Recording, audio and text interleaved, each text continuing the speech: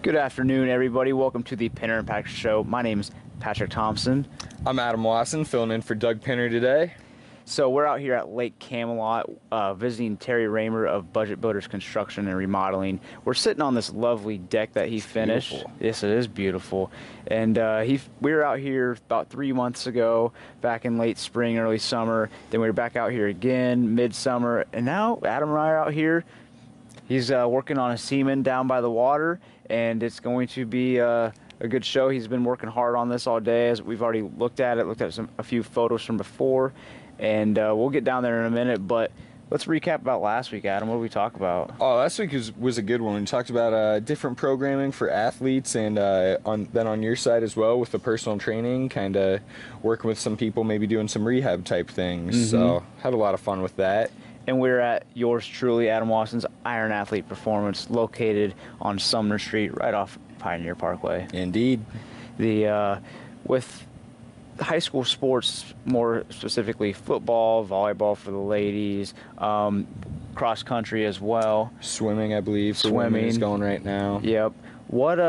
What's going on in the high school sports world right now for Central Illinois? This is going to be a big week. It's Dunlap's homecoming, as we know, and they're playing Morton. So this is the first time. I don't know if these teams have ever met when they've both been 4-0 undefeated at this point in the season, but you got Dunlap, who's ranked 4th, I believe, in 5A right now, and Morton, who's ranked 6th. Mm-hmm. Dunlap's outscoring Morton. They've got 92 points on the season. Morton's got, I believe, 54. So That's going to be quite the game tonight. I think that I'm going to hot take. I think Dunlap's going to pull it off on their homecoming, on their home turf. Yeah. I think that they've got, with their defense between Mangieri and Benioff, making plays on both sides of the ball, honestly. Right. I think it's going to be a real good night for them, and they're going to do big things. Morton, they've got some great talent, too. Between Donald, who was the Iron Athlete Performer of the Week a few weeks ago on TF Sports. He's had an incredible year, lots of rushing yards, but I think it's going to come down to Dunlap making the plays tonight. And it sounds like Dunlap's defense is pretty stout, because if Morton's averaging about 25 points a game, and Dunlap, it sounds like they're averaging maybe 15 or less points per game if they scored 54 points on the season. Other way around there. Other way around. Dunlap's okay. a little bit. Yeah, Dunlap's more solid there. So Morton's defense is going to be. They could very well give Dunlap a showing, which would be the first that Dunlap's really seen. I mean, they've had some incredible competition so far, but they haven't had any defenses that have really been able to shut down that Benioff-Mangieri combo there. So It's going to be interesting to see for sure. All right, cool. And what about your alma mater? Notre Dame, they have Normal tonight, and so that'll be a good one. The other one I'm really excited for is Bloomington versus Peoria High School. When I was at Notre Dame, we had Coach Walters, and he got there the same year that Coach Thornton got to Peoria High. Okay. And now that Coach Walters is at Bloomington, I believe this is the first time that him and Coach Thornton have met since he was coaching at Notre Dame. So They're good friends, but they've also got that nice little friendly rivalry going there. So that's going to be a fun one to watch there. Both have real good squads this year, so that'll be another fun one. Yes, and before we get into a little bit of college sports, Peoria High won 82-80 last week. Who'd they play? That was my alma mater. Notre Dame. Okay, sorry, I didn't mean it that way, but that's all right. What's going on? Like, how can you score? I mean, I know they're high school kids, but 80-some points. It's one of those. A lot of the coaches, they're switching to that fast-paced spread offense. I mean, Peoria High runs, in my opinion, one of the most beautiful no-huddle spread offenses in the state. They get out there and they might have 15 to 20 seconds between a play tops. So they're going quick with it. They might get the ball, they might run 8 plays and it's going to be under a minute and they're going to be in the red zone already. So when you're going that fast pace, for one, defenses aren't used to trying to stop that. And then for two, when you're going that fast pace, you've got a lot more time to score a lot more points. So it's been an interesting season. I think we're going to keep seeing a lot of those. I mean, when they played Richwoods ran it up on them pretty good. That was a close game, but it was they both were in the 60s there. So it's going to be one where I think we're going to see some record-breaking points just with those high school coaches kind of getting into that college-style spread no-huddle offense.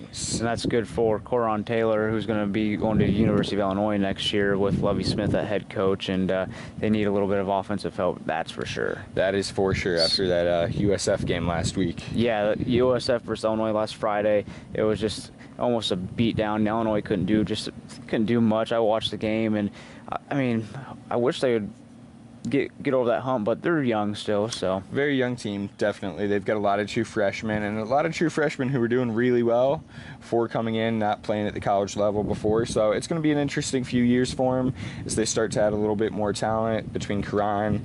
I don't know, it'd be awesome to see Marcus Cox from Central go there as well. So definitely. I think that they've got a promising future ahead of them for sure.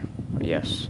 And then with the rest of the college football, do you know anything of whereabouts for the standings, top 2 or 3 teams? I mean, it's still Alabama's number 1. Alabama's number 1, which I think Alabama's having a dominant year again, so that's gonna be good to see that. And then you've got Clemson up there still, and then after beating Ohio State a few weeks ago, Oklahoma's up there, so that's going to be another one where I think Oklahoma's got a real good team there. Big Ten's real solid this year. Even after Oklahoma beat Ohio State, I still think Ohio State's a good team. And I think it's going to be tough for anybody in the Big Ten to really, once the season goes on, I think Wisconsin's going to have a real good season there. Wisconsin, I mean, you know me, I'm a big Harbaugh fan, so I like to see Michigan do well. But I think Wisconsin might be the one who gets it out of the Big Ten this year. There it is. You heard it there. Adam Watson thinks Wisconsin's going to pull it out of the Big Ten there. There we go. So how about we head down to the bank of Lake Camelot out here at Lake Camelot with Terry Raymer of Budget Builders Construction and Remodeling. He's got a pretty cool project that we look forward to showing you guys here. Looking forward to it. All right, everybody, we're down here on the bank here at Lake Camelot with Terry Raymer of Budget Builders Construction and Remodeling. Excuse me, stuttering here.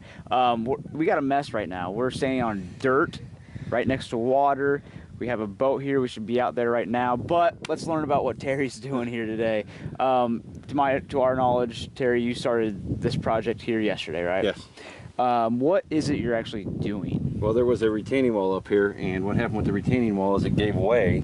All the patio blocks fell in, so what we're doing is we took out the old retaining wall, we're digging all the dirt out, putting it over here, and we're going to put a brand new retaining wall in. Okay, and so with this, as you guys see, it's just kind of a mess right now. To visualize it, the before pictures we have, and then that will be right here.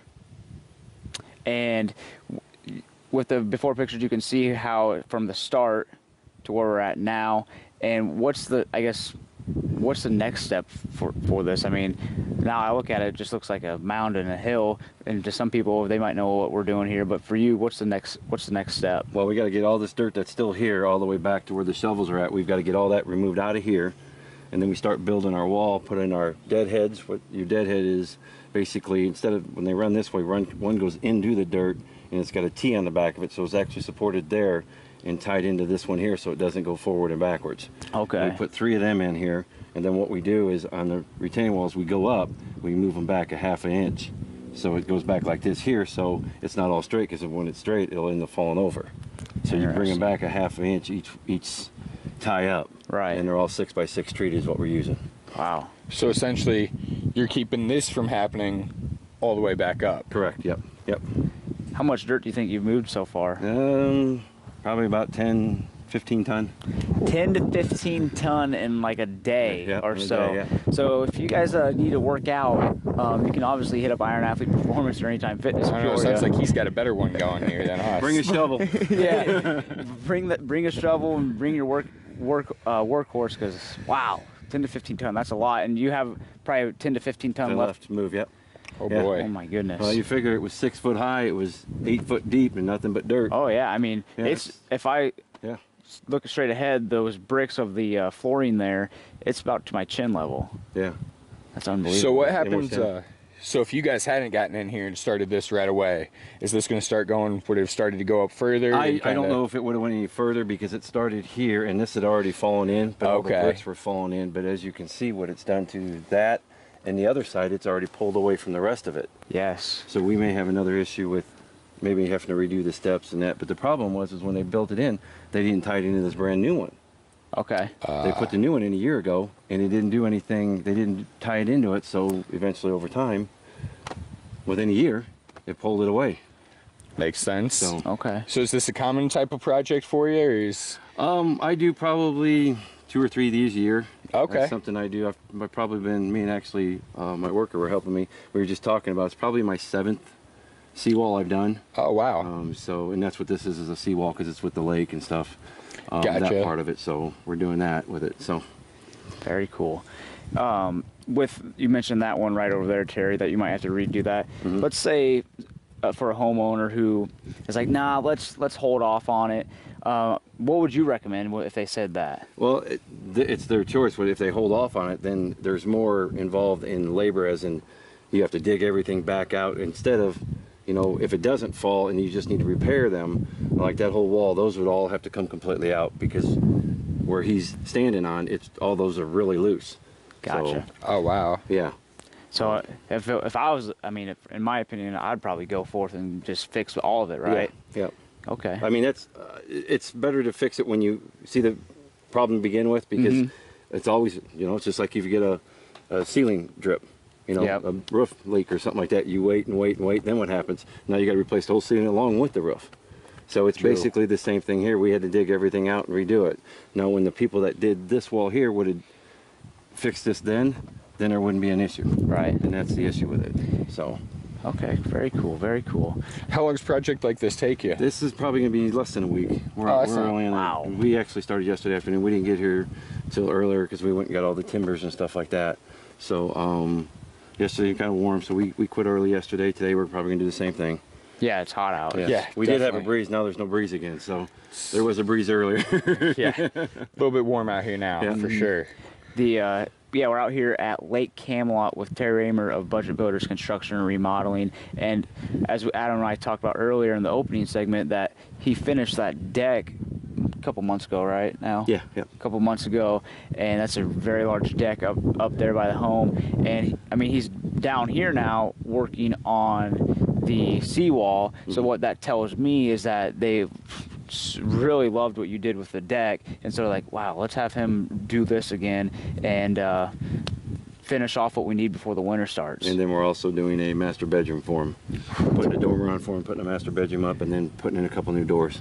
So that's another project we're doing here. So There you go. That's when you know somebody's good at what they do. Absolutely. Return customers. Yep. So these are obviously summer projects for you. Can't do these once the winter gets here. So, oh, I do. oh boy, okay. I build decks in wintertime. He wears shorts year round. Yeah, I do. Yep. There we go. I respect that for sure. No, but I do a lot of kitchens, bathroom remodels, higher end, new granite tops, brand new kitchens, completely redesigned kitchens. I got a CAD system where I redesign them for the customer, make them more as an open with a breakfast bar on them. On the kitchens, bathrooms, we've completely redone tiled floors, tiled showers, open showers with glass block. A lot of things. I got a couple other ones coming in, up with new additions and stuff like that. So That's awesome. So when you say you redesign, you've got the program there. Is that one that you're contracting that out for someone else to design, or are you doing everything just yourself? Myself. Yep.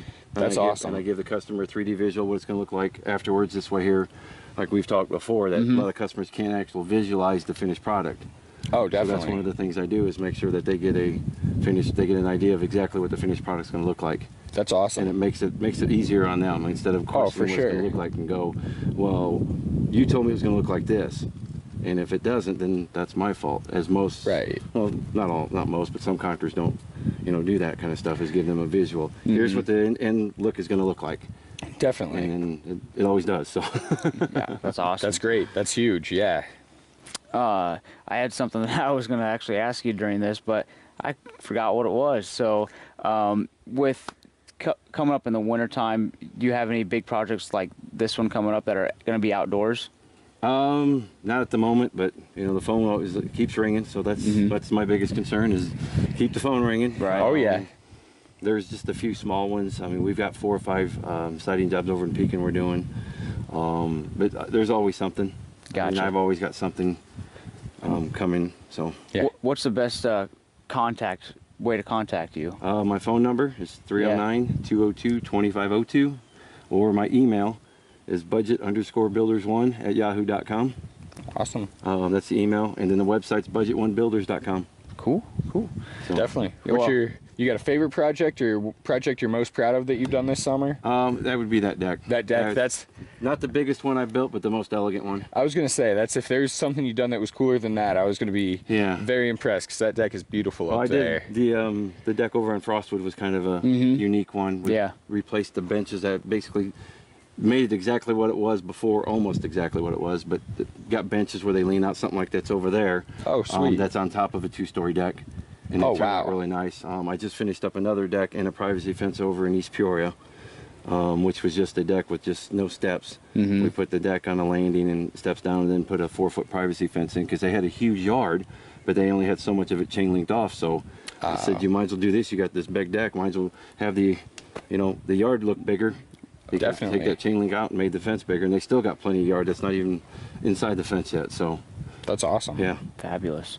The back to what I forgot about here a little bit ago. We talked about the deck and getting permits. You have to have permits for this? This is landscaping. Oh. The exact word on that was from the county inspector was, unless I put a roof on top of that, I don't need a permit. Wow. Makes it a little bit easier for you, less red tape. Yeah, well, it doesn't matter. I do everything I'm supposed to by code, so I can't. That red tape stuff it's actually safety for the customers. There you go. That's my honest opinion on that. So, well, I guess why would they not make people get permits for something that's on the water and it's landscaping? It's just the landscaping. It's county. They don't have that. It's just like you don't have to get a permit for concrete work. Also, okay. I didn't know that. Yeah, learn something new every day. Yeah. And in the city of Peoria for a privacy fence, they don't require a permit. All you got to do is make sure that the good site's facing out. That means the 2x4s have to be facing on the inside of your property, and all the pickets are on the outside. Interesting. That's all city differences. All city codes are different. County codes are different. Some allow this, some allow this, some don't, some do. That's why you always ask. You always got to ask. So definitely. Is most of the work you do Peoria, Tazewell County then, or how far do you go? I've been to Quincy, been to LaSalle, Peru, been to Rock Island, Moline. Oh, so you're going. I go everywhere. 4 or 5 hours there with Quincy. Yeah. Yeah. That, did a steel roof over there. Put a new steel roof on a house over there. Rock Island, Rock Island and Moline. We're lead licensed, so we do a lot of lead projects there. I gotcha. So that's a lot of stuff we do up there in that area. What do you mean by lead projects? Lead poisoning. Kids get lead poisoning and stuff like that. We replace windows, paint. So a lot of older houses, removing things Anything that before way. 1978 has got lead in it, regardless. Really? Yep. Okay. And that's when you said you're licensed for that. So that's not something that all contractors can do. Actually, when you do the lead program and you do these houses, these people cannot be in the house or anywhere near it. You have to red tape it off and everything. Yep. Huh. Yep. That's a state. You have to be IDPH lead certified. And you have to follow guidelines, very strict guidelines, because they check on you every day. Understandable. That kind of stuff. So that's the best part about it. And you have to clean every day. So that is even more important, because the last thing you want to do is leave lead chip, laying around, and they come home that night, and one of the kids starts eating it. Well, that's how they get lead poisoning. Oh yeah. Yeah, one of those, like you said, a lot of red tape, but the red tape's for customer safety, and when you do everything by the book, it's on your side. So exactly. That's definitely difference between good contractors and maybe the careless contractors for sure. You mentioned the kids and the lead. When we're out here at Lake Camelot working on a seawall, I mean, is there anything that you have to put in place that's for safety purposes in terms of that? No, because the homeowner knows what's going on. They already know this. There's no kids around. We might put some caution tape up, but that's probably about the only thing we do is just put some caution tape here. But there's no steps being taken out or nothing. It's all right here. We'll put a caution tape from here to here up to the post and around to block it off for, when they come down, that they don't step off and this and that. We put it up there. So gotcha. Awesome. Well, anything else to add to this lovely project you have here? Grab a shovel. Grab a shovel. So with that, Adam and I, we're going to grab a shovel here out at Lake Camelot with Terry Raymer of Budget Builders Construction and Remodeling. Terry, it's always a pleasure to have you on here. You do great work, and it's definitely shows, so thank you. Appreciate it. Beautiful work. Thank you. Man, look at all the work we got done there. That was a tough one. That was really good. Man, so Terry, while we were working, digging for you there. Where's your son at here? Oh, Nate's he's over working and peaking on a siding job. Got him doing that one there for now, so we're almost done with that one there. Okay, so, go ahead. Now, what are the steps you do when somebody wants to do siding? Do they pick the colors themselves? Do you have samples for them? How's everything work there? I've got samples for them. You can get up to special orders. It's a 0.40, 0.42, 0.44, 0.46, which is the grade of the siding. The 0.46 is probably the best around. Okay. It's the thickest. It's really nice. That's the more expensive stuff. You're going from, I'll say, $5 a piece to $13 a piece. A piece, what's that square foot wise, or how long is that? It's 12 by 1 by 12, so 12. 12 foot there. Yeah, okay. Yeah. You get 2 squares per box, so there's 12 pieces in a box. So that way there. What I do is when they pick out a color or something like that, if they go with a traditional white, then not too much. But if they go with a darker color, or even a light green or something, because that's what Nate's doing over there, I always give them the option and tell them to me it would look better if you do all the trim work in white, because it makes the house pop. So like the corners, the J channel around the doors, everything is in white. So it's just not all one solid color, and all your outlets are white too. So it kind of breaks it up a little bit. Gotcha. If they've got shutters on there, doing the shutters, yeah, it'd be white too. Yep, okay. Yep. So you kind of change it up, make the house just go and stick out instead of any other normal. Because when you do a house and it's all one color, it just kind of takes away from it. I mean, you got one across the way that it's got white trim on it. Oh yeah. Just notice you can see on some of them that. And the white on it, so that's how I was even looking at the deck on the railings. You did like a darker color than what you've got on what the siding is there. Yeah. So kind of same thing. Well, the best part about that is that around the posts and stuff, that's actual coil. Oh wow! It's aluminum coil. We bended it all and put it on there, and it actually is the same as around all their windows. It's actually a vinyl coated. I think I talked about this last time, but each post is treated post, so you have to wrap them in house wrap. I got you. You got to put the coil around it, and when you put aluminum around treated wood, unless you protect the wood, it oxidizes the coil, and so it rusts in a couple years. Rust in there. Yeah, so it's no good. So each treated post, you can't put actual coil around it. It tells you right on the box, but that's why you do a house wrap and do that. But yeah, that's all. That's actually aluminum coil, vinyl coated. Oh wow! It's a wood grain. Yeah, is what you would have used for windows and everything that way there. Yep. That's awesome. Yep. That's huge attention to detail there. I mean, it pays off. It looks beautiful. Yeah, it really does. It looks fantastic. With siding, when you're doing siding or roofs, or you don't do gutters, right?